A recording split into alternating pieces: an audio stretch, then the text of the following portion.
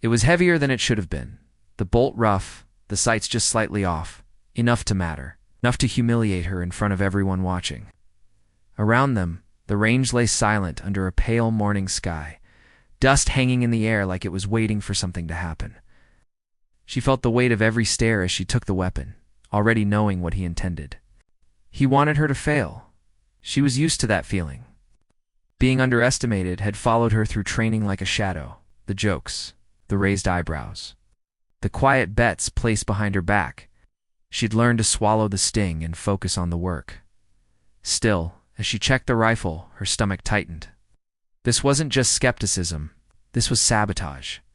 Before I tell you what happened next, tell me in the comments where you're watching from. I love knowing who's listening. She took her position on the firing line, boots planted, breath measured. The wind shifted slightly, carrying the sharp scent of oil and metal. Somewhere behind her, someone murmured that the rifle looked wrong. Another voice hushed them. No one stepped in. The lieutenant stood with his arms crossed, confident. He'd stacked the odds and expected the story to end the way it always did. She closed her eyes for a second. Inside, doubt flickered. Not about her skill, but about whether this moment would define her again in someone else's narrative. She had worked too hard, bled too much, to be reduced to a punchline. Still, she faced a moral edge. Call it out and be labeled difficult, or accept it and risk public failure. Neither felt fair. She chose a third path. She adjusted. Her fingers traced the imperfections, memorizing them. The misaligned sight. The uneven trigger pull. She recalculated distances in her head, letting experience speak where equipment failed. When she opened her eyes, the target's downrange seemed to sharpen, as if the world itself had decided to pay attention. The first shot cracked the air. It struck true. A ripple moved through the crowd. One hit could be luck. She exhaled slowly and fired again and again. Each shot landed with quiet certainty. The rifle bucked unpredictably, but she moved with it, not against it, absorbing its flaws and turning them into rhythm. By the 10th target, whispers spread. By the 20th, the range felt smaller, tighter, as if everyone had leaned forward at once. Dust danced in thin shafts of light. Sweat gathered at her temples, her hands steady despite the burn creeping into her arms. She didn't look back. She didn't need to. She thought she'd never hear silence like this again. She was wrong. The lieutenant shifted uneasily. His confidence cracked just enough to show something underneath.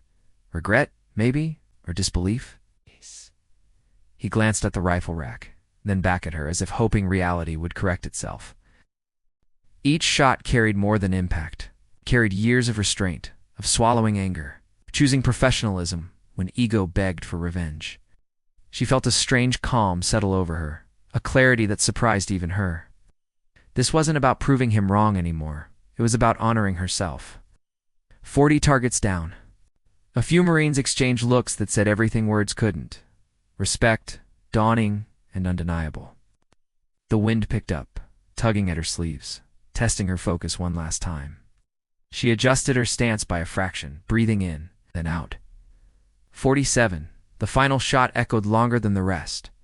Or maybe it only felt that way because no one spoke afterward. The last target fell, and the range stood frozen in the aftermath.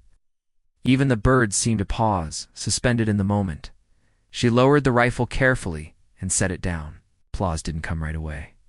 What followed first was stillness, the heavy, stunned kind. Then a single clap. Another. Soon the sound spread, uneven but sincere, until it filled the space the rifle had just vacated. She kept her eyes forward, heart pounding, unsure how to receive something she'd never been offered before. The lieutenant stepped closer. His face had changed. The smile was gone, replaced by something tighter, more human. He cleared his throat, the sound small in the open air. For a moment, the audience wondered if he would double down, preserve his pride at any cost. Instead, he spoke quietly. He acknowledged the rifle, the mistake, the intent. Words weren't perfect, but they were enough. In that admission lived a different kind of courage, one that didn't come easily. She met his gaze and nodded once. No gloating, no lecture. Justice didn't need embellishment. Later, when the range emptied and the dust finally settled, she sat alone for a moment, hands resting on her knees. The adrenaline faded, leaving behind a tired satisfaction. She thought about how close she'd come to speaking up, to walking away. How easily this could have ended differently. The moral weight of it lingered, not bitterness, but resolve. Someone approached quietly and offered her a canteen. A simple gesture. She accepted it with a grateful smile, reminded that recognition didn't always arrive in loud ways. Sometimes it came as understanding passed hand to hand. That day didn't erase the past, didn't fix every system that allowed doubt to masquerade as discipline. But it shifted something. In the room, in the stories people told later. In the way her name was spoken with less surprise and more certainty. Because respect doesn't come from perfect tools, it comes from unshakable skill. And long after the targets were reset and the range returned to routine, the echo of those 47 shots remained, a quiet reminder that even when the odds are bent against you, precision and patience can straighten them again. If this story resonated with you, share your thoughts below and tell us where you're watching from. And if you believe resilience deserves to be seen, subscribe to Whispered Words, where strength is told softly and courage is never wasted.